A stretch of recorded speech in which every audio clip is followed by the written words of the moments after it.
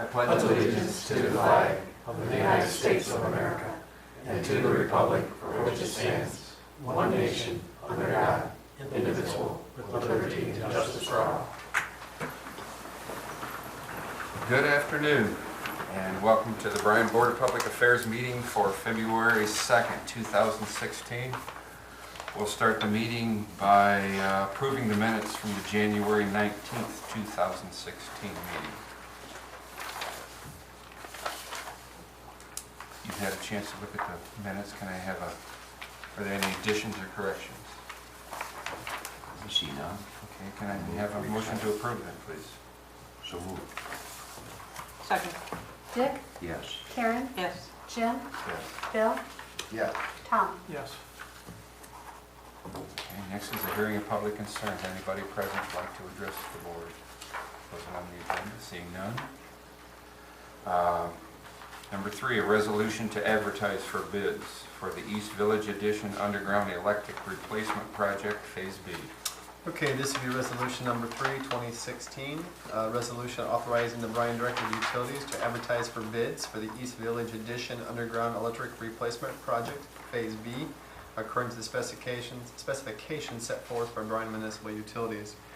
So what we have on the table is this resolution for the East Village Phase B. Phase A was completed in 2015. Phase B was part of the capital projects for this calendar year. At first I'd asked the staff members to hold off on this project until we had a better idea what our first quarter was going to look like, but then started kicking around in my head and thinking about it. If we wait too long, we're going to lose out on an opportunity for better pricing because contractors are trying to line up their summer work. So Al was off, and I went ahead and got this on the agenda for us. And then I talked to Al about it when he came back, and I said, you know, at the very worst, we want to get permission to go out to bid, get our books ready, and we can start to set those guidelines when we want to see this project, you know, get awarded and all those things. So what we're bringing to is early in the year to ask permission to go out to bid. The project encompasses installing 2 and 3-inch poly conduit, wire pathways, relocating some transformer pads and interface pads, which are junction boxes, about 675 feet of secondary cable, which is a residential cable, and 215 foot of primary. This bid will be for the labor to put this stuff in. Okay, our crews will still come back through, pull the wire, do the cutovers and all those things that we normally do. But again, I think it's best we get on top of it now so we can get the best pricing and get in the queue for some of these contractors. Especially with a warm winter, the jobs are going to start rolling in real quick for contractors. I think I can already start.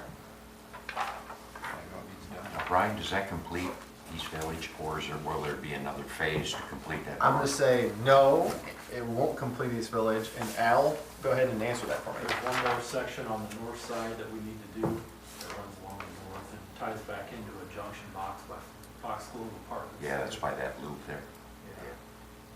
Okay, thank you, Al. Any questions from the board? Can I have a motion to approve? I'll move we go ahead and advertise for bids for the East Village Project Edition, Phase B. Can I have a second? Second? Karen? Yes. Tom? Yes. Jim? Yes. Dick? Yes. Bill? Yes.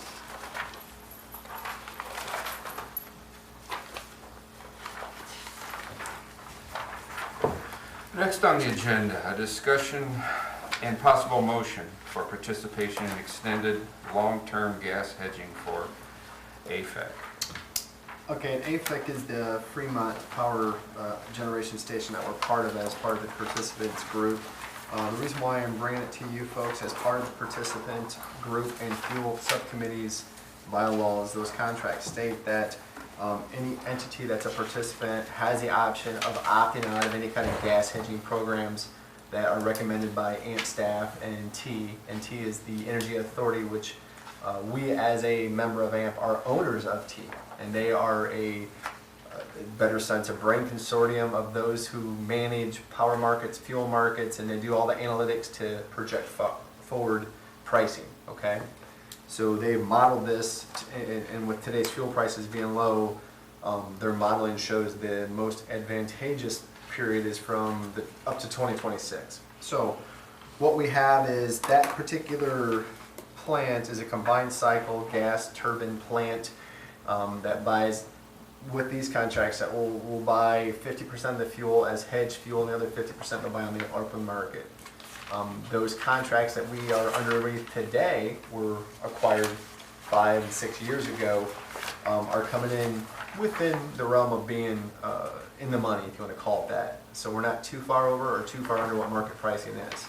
You know, a hedge, as I gave you guys a little information, it's a tool that a large fuel consuming group would use to sort of leverage the cost of fuel for the future. And I'm not going to get into puts and other things that involved in the hedging world, but realistically what the AMP group is asking for those of us that are in this group, this participants group, they would like to go out and purchase 10 contracts a month for the next roughly 2 years to get us to the 2026 year at those hedging prices, which will be about 50% of the fuel needs of that plant. Okay, so my recommendation is we've been part of the hedging program all along. The fuel cost coming out of that, or the price per kilowatt hour coming out of that plant, has been averaging about 3 cents, which is extremely very competitive. And in the future, we have to say in 2026, I don't necessarily think 3 cents is going to be where it's going to fall at. We'd expect with inflation that to be higher, but our goal is to keep that price in that magic number. These contracts allow for it. So it would not be a full resolution where we say, yes, we recognize it in resolution. It's just a motion by the board that, yep, we're going to continue on the same path as the rest of the participants, and this is what we want to do. And if you guys say, no, we don't want to, then I send a letter off and say, for this next series of hedges, the city of Bryan wants to opt out. Now realize, when you opt out on those 2022 to 2026 contracts, the difference of, if those fuel prices are higher on market pricing, our power invoice for that particular asset reflects that higher power because we're going to be charged a higher rate. Go ahead. The other way, if they're lower. If they're lower, you would have been charged lower. So a hedge is a calculated, well, I don't know if I want to call it a crapshoot, but it's a calculated. Well, if you opt out, it's. If you opt out, it's a you're crapshoot. gambling. You're gambling. Right. This actually, Protect. behind the hedge, you're protecting yourself. Okay? And as I said, the hedge itself is to get the fuel purchased, but these other financial things they can do, and I don't want to get into them, can protect that hedge. So we'll just keep on the simple side because it can get very complicated. And realize the group you're involved with, the Energy Authority, that report I gave you, that's business confidential, that's not ours, that is theirs that they provided to us over the whole outlook of this plant. It does make sense. It does. And those, like I said, those hedges that we're currently in, they're protecting us right now. Even with the lower fuel prices, the other financial tools they use have protected us. So, questions, comments? I know, I think this board at one time, we did this earlier in I'm thinking it was 2013, approved a hedge similar. Go ahead, Bill. Yeah. I'm just not familiar with the Henry Hub. I know that that's kind of the benchmark, is Henry Hub or something you would. Henry Hub is the transmission point where most of the fuel pricing for this region is derived from. Goes from. In fact, Ohio Gas purchases, their fuel pricing comes out of the Henry Hub, and if we were to buy fuel for ourselves, we'd have to make sure that it was spot delivered at the Henry Hub to get to Bryan, Ohio. Okay. My only question was, and you answered it, was what's the consequence if we opt out and you do a good job? You're gambling on the future. Yeah, this gives us some sort of stability. Yeah, I think it flattens it out for us quite a bit. That's the advantage of the hedge. Yeah, and that's the nature of the game. You know, we're in owner assets. We own these assets, and we're trying to do our best to keep those prices down and make them very efficient and what I'm going to say profitable, but make them so that the price of power coming out stays constant over a long period of time. When you start to go against the grain and try to get crazy, I think you put yourself at risk. And if you look at the risk analysis on it, to me, it's not worth it. I'd rather stay tried and true. You know, that tortoise and hare thing. I'd rather stay right along the path. Because you're very vulnerable. Sure. Yeah. And again, the gas market itself, if you start to look at some of the forward trending, which we do here a lot, as well as with those other entities, there is a large supply of natural gas under America, and those prices probably won't go up. We're hoping to see them stabilize, but we can capitalize on that as a hedge. Okay. Any other questions? Can I have a motion, please? Actually, I do have a question. Is there a limit on how much they can, see, they're gonna have the opportunity to buy up to 10 contracts a month through this time period? Is there pricing, perhaps a percentage that they have to stay within? There is a total fuel and needs percentage they gotta stay in. So when you're buying 10 contracts a month for that period, sometimes you're buying it at $2 at MMBTU, sometimes you're buying it at $3 at MMBTU so your $3 would be your longest term, your shorter term would be lower, and when you blend them, you come up with a X number. But the fuel participants group, so there's a subgroup that's built into the participants group that we're involved with, I sit on as well, has to recommend to the participants group, and both have to say, yes, we believe this is the right number. Now, as a group, we feel we don't want to see more than 50%. I don't want to be more than 50% at risk. Because at the 50% mark, we can move pretty fluid with the markets. When you start to hedge more than that, you're going the reverse. As Bill said, you're starting to play craps because you're hedging yourself against something that may not happen, and now you have a lot of risk exposure there. So we keep within that 45 to 50% window as a group, and we move around. For the last 7 years, we've been at 30%. But the forward pricing on gas has been so low, it's made sense for us to come up a little bit and grab some of that to help levelize. So it's a full-time staff position. There are several staff members that analyze this day in and day out because the markets are just ever changing. And there's another dynamic, I believe, that's in this how much of the fuel you're going to use, because you have the ability to buy this fuel, but maybe you don't need it because you don't need to generate that much power. So then you've got this contract that says, I got to buy this fuel, or I don't have to buy this fuel, and what are you going to do with it? Because then you're committed. So if you don't need to burn it, then what are you going to do with it? You got to put it on the open market, or what are you going to do with it? So Bill's going to a different direction on the hedge. So let's say I'll throw this a quick explanation. I'm sorry. No, that's okay. I didn't want to go all this Good point. in I depth, know. but I'll throw it out there. So let's say we hedge so many MMBTU at $2 an MMBTU. So WET says we're going to buy the fuel this much for $2. That's what the hedge is all about in the future. But the future hits and that price is going for $2.25, but we don't really need it because let's say we have a plant outage, we're working on some things, so we know we're not going to run it. We actually, as a group, sell that back into the market and make 25 cents per MMBTU, and that is brought back in to the plant's operation cost, which drives your price of power down. So when you're layering at $2, $3, $1.50, all these things are into play. So some months you're going to be what they call in the money, where you are spot on. Other months you might be 2 cents more than what the actual market pricing was. So it really is at the end of the year snapshot. So that's probably more in depth than I wanted to go. I know. But it's Well, it does not sound like a smooth transition from purchase to purchase. You're not shocked one time and pleasantly pleased another. It's just a smooth. And as we alluded to, there are other financial tools that they can do against a hedge to even tighten that risk margin up. And again, if you're interested, I'll talk to you afterwards.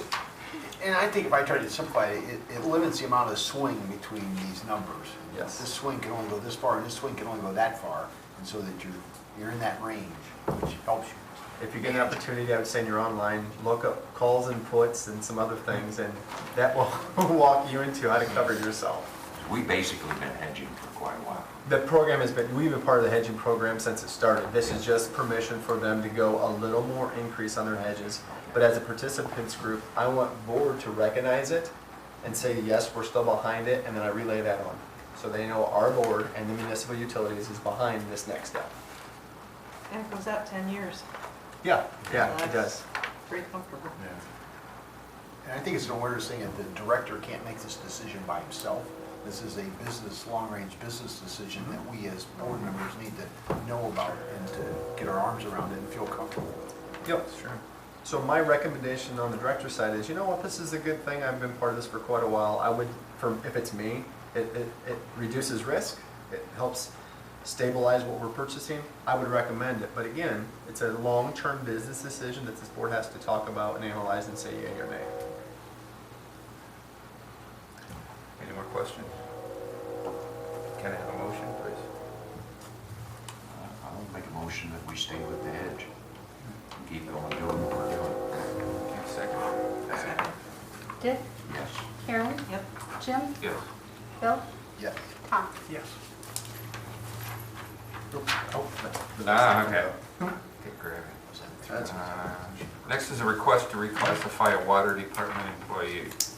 Okay, we would be respectfully request to reclassify James, and those that put quotation marks, Jimmy Dunning, we call him Jimmy, James is the proper, from water treatment plant training operator 1 to probationary water treatment plant operator, okay?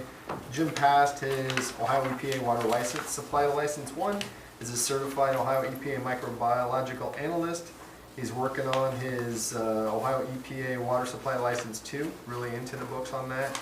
And he's also certified in, I'm not going to do the acronym, it's OTCO backflow. Norm, OTCO, help me. Operator Training Committee of Ohio, backflow 40-hour course that we all took last summer. Okay, so I like the acronym side of that, but he has been a stellar performer for us. He performs his duty at a high level. He's a team player. He's been a valuable asset to the utility.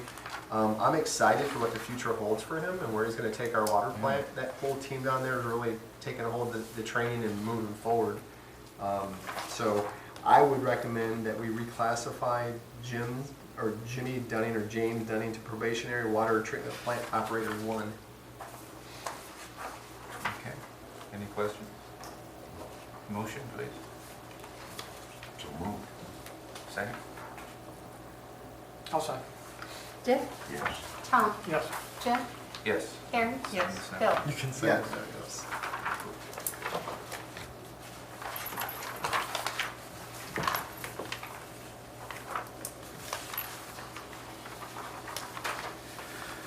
Okay. Next on the agenda, affect semi-monthly disbursements. Can I have a motion to pay the bills, please? I make a motion, we pay the bills. Second. Karen, Yes. Bill, Yes. Jim, Yes. Dick, Yes. Tom. Yes. Yeah, you will. 16, there you go, thank you. Okay. Comments from BPA and staff. Yeah, if I may, real quick. So what I handed out before the board meeting was some information about lead risks in drinking water. It's been a pretty hot topic across the country as well as in this region with what's going on above us, north of us. As well as, I asked Norm, I said, I want to hand this out, but be prepared. We're going to ask some questions or just to educate the community on what we do here. I also want to point out, Lou brought to me the Village Reporter, which is a Montpelier paper. They put out a nice little article that is it retweeted or what's the correct word for us non-Facebook tweeters and all that? Well, we reposted and retweeted both. Okay, we reposted and retweeted. It's from the West Unity paper? Okay, and Montpelier put it out. This is a great article. Go ahead, Bill. It's beyond that. It's Edgerton and Yeah. West Unity and. I guess that's where their office is. Right. So in a bigger picture, it's all over Williams County. How about we do that? Except, And probably except Montpelier and Bryan. okay, but that's okay. I tell you what, it's a well-written article, Yeah. well wrote. It says the things we want to say. It just makes sense not to reinvent the wheel, but get it out there so people can read it. And Norm is here to talk about any questions you may have on this topic. So, and if we don't have any questions, Norm will be happy. Yes, sir. You addressed the lead pipes and the copper pipes. Is there any danger if you have the PECs? Is there any lead connected with those systems? Not to my knowledge. Let me get my years in order here. January of 14, I believe it was, we all had to convert to even a lower lead brass than we already were using. Could have been January 15. I think it was January 14 though. So that rule was good for anything used in plumbing systems of 2-inch size and smaller, which PECs would fall into that. Had to be considered no lead, whether it's brass or any other metal they used.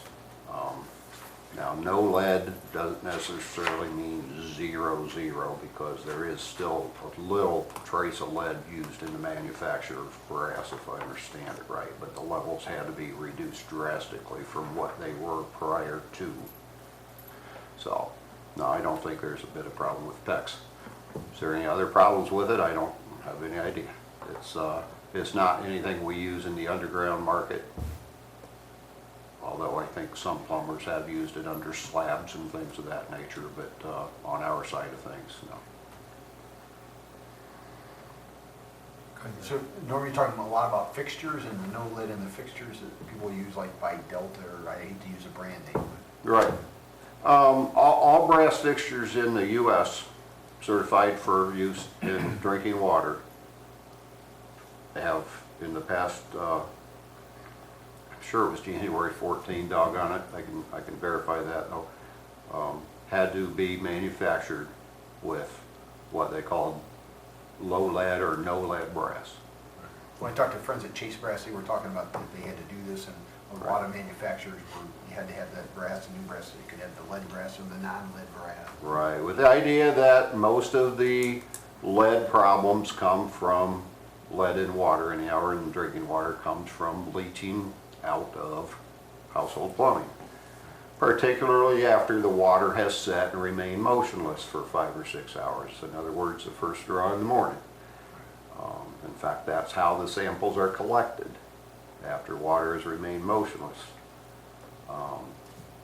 The workaround for that, if you're at all concerned about any kind of metal uptake, is let your water run for a minute.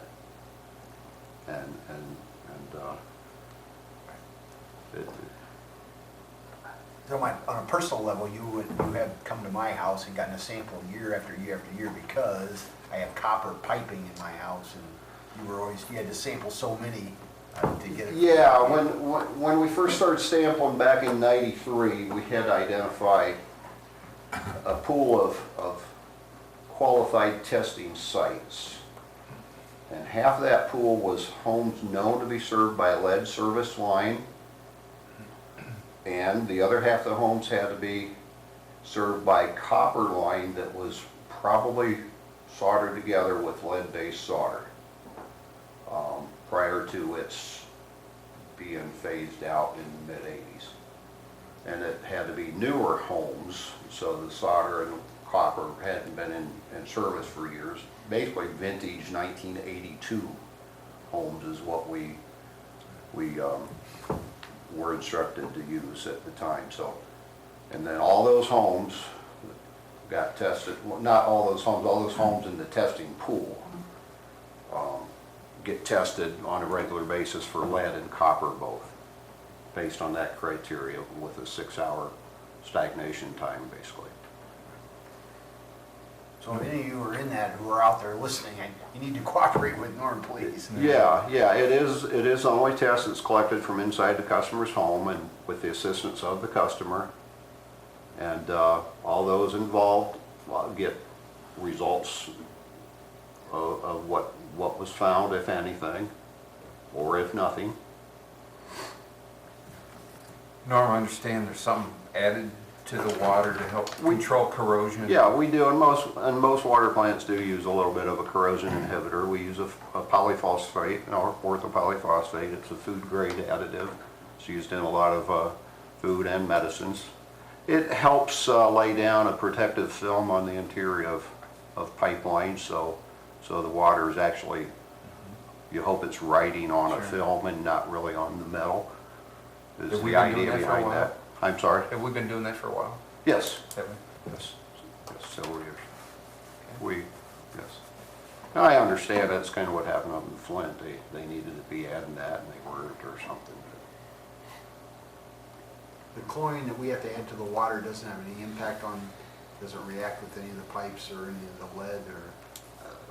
Well, chlorine in and of itself is a corrosive substance. Right. And we're required to feed chlorine. We do not overdose the water on chlorine. Say that again real loud. We do not overdose the water on chlorine. Okay. We use the same amount from year to year. At the end of the year, we purchased the same 12 to 13 cylinders, year in and year out. It's roughly one ton a month, ton cylinder. How many parts per million does it, I don't know. That we feed, chlorine, is in the range of anywhere from, it'll vary a little bit depending on the well sequence we're using, but the range from high to low, you're required to keep a minimum of 0.2 parts per million and a maximum of 4 parts per million. We usually hit around the 0.8 parts per million area. Notes. And in parts per million, now let me get this right, it takes 10,000 parts per million to equal 1%. So we're talking about small numbers. Yeah, and you emphasize that, it's really a small number. Well, that was my point. I was going to ask you. You said between 2 and 8, and we're at 0.8. 0.2 and 4, and we're at 0.8. Okay, we're so at we're low less side. than 1. We're at the very, very, very low end. Yeah, well, you want to keep enough in there to where you can make adjustments. You know, it varies a little bit during the course of the day. It'll go up and down with the wells coming, bringing the well water and cycling, yeah. Okay. And there is no lead in our water when we use the plant, correct? That is correct. Our water does not contain lead when it leaves the water treatment plant. Any lead that people could find would be a result of leaching out of household plumbing after periods of non-use. But like I said, we're required to test based on that basis, and so since '93, when we began the program, we've always been in compliance. So as a citizen, I'm happy that you want to do this test because it's in my house and I feel better about the drinking water than, obviously I got a situation that's potentially a problem. I feel better about it. So if there are customers out there that have questions, Yeah, you're welcome to call. We can direct you to a lab. We do not run this test in-house. Specialty labs are out there in Ohio that the samples are sent off to. And those certified labs report straight to the EPA at the same time they report to the water system. so I'll be very honest, when I asked Norm and Derek to discuss these things, it's a very tough thing to talk about because it's a very unfair test sometimes, okay? But our thing is we are a very open book, very transparent, and we do our best to keep everything 100% on the up and up. And they do a great job, they do. And again, if there's any concerned citizens or questions, feel free to call the office. We will discuss it with you. Norm is a wealth of knowledge, and his staff members are top notch when it comes to helping the customers on these kind of problems or anything. So, And also, you send out a report every year that's Every year. required. Yes. That'll be Our coming water out. quality report comes out every year. This is 17th one in my hand, which the 18th one is due out to all the customers by July 1. It's been the same ever since we started putting this together 17 years ago, so people recognize it. And inside is a table of detected contaminants of any kind, whether it's even the chlorine that you're mandated to feed, or your just anything that we've found based on testing that year, and the levels found are published here. It's always made me feel good to get that and to see where we are. It's available on our website. Yes. Also available on the website. That's transparency. Mhm. yeah, they do a great job. Yes, you do. Thank you, Norm. Thank you, Norm. Appreciate it. Mayor, do you have anything you'd like to say? Not a lot. BPA attended our meeting last night, so you know most of the things that were said. The wastewater increase in rates did go up $7.50 beginning in March. It was also stated that the school and the city did get the $250,000 grant for Fountain Grove. That'll make the parents happy and the school happy, and that will take place after July 1 to get that rolled in. And the last thing is Career and Vocational Education Month at 4 counties, so they're celebrating out there at the 4 county students. It's very important to us. Basically, I announced that last night, same thing. Mayor, can I ask you about, I wasn't clear where that road improvement they're gonna do with Fountain Grove, is that gonna go to Markey and Yes. then west? Yeah, it's gonna start, actually, it's gonna start at where the motel is. Okay. And then it's gonna go clear up to Markey, and it's gonna widen out there. And then it's gonna go clear around on Town Line. So the improvement is gonna go all the way to 15 then, and Yeah, start coming yeah. west from there? Yeah. Oh, I didn't, I And just it's thought, all on the, it'll be all on the north side, the widening of it, because the south side is in the Pulaski Township. So it'll affect that. It's about 2 feet is all they're gonna do on that. so it's gonna widen to the north. Yeah, The south side's in Pulaski Township, so they're Right. just gonna widen the north, which is on the city side? Yeah, yeah. Okay. Will it have curbs too? no curbs. No curbs. No. No, just straight, grind it up and put it together. And we don't have to move any water lines, because when we put those in, or, That's the advantage of that. I don't think there's any water line. There might be a couple culverts there on the right side, down What road, I'm sorry? Town Line. Town Line Road, or excuse me, Fountain Grove. Road. Fountain Grove. Most of the sewers and everything are Are on the in. south side. Yeah, they're on the, They're they're on gonna- the north side. They're gonna grind it and Water's smooth it. on the north side. Yeah, and it's only gonna widen 2 feet, so it's, So normally, on those projects of that size, when they do a construction oops, we are notified and we go out and look at it and see to pinpoint any kind of hot spots that might cause problems. I don't foresee problems because they're only gonna go down about 2 foot or a foot on base and then add the slurry mix, so I don't see an issue, I really don't, but we'll hit that when. we went out there and looked at that today. It didn't seem to be, Yeah, I think we'll be anything. fine. because I knew we ran that water line down effectively County Road C to get to the new school, or not new then, at that point, it was just to get to the middle school at that point. So I was hoping that it was far enough north so we wouldn't get into yeah, this trouble. I think we're okay. Okay. Hope so. Yeah. Because it would just add to the expense, Yes, and everybody would go, ah. We're on top of it. right. They're happy, we're happy. Anything else, Mayor? Nope, that's it. Lori? No, sir. Norm, you got anything else you want to add? Lou? Jackie? Tom? I'm good. Bill? Enjoyed our joint meeting last night with City Council, that was a nice discussion, so got to see what's going on, so appreciate that. Dick? Nothing, life's good.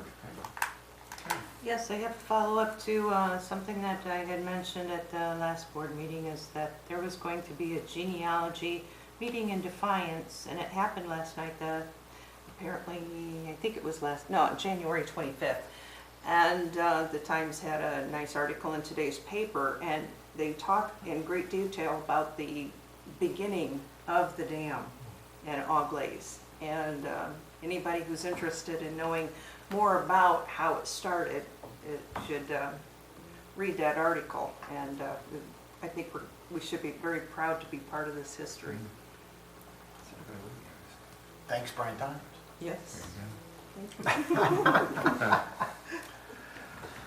The only thing I'd add is I agree with Bill. I think we had a good joint meeting with the council last night. I felt it was productive. Okay, with that, we'll go into executive session to discuss compensation of public employees. So can I have a motion for a brief Brief and short recess. short recess, please? So moved. Second? Second. Dick, Yes.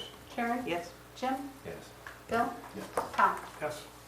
Max, there'll be no action coming out of it. Meeting will have board members and myself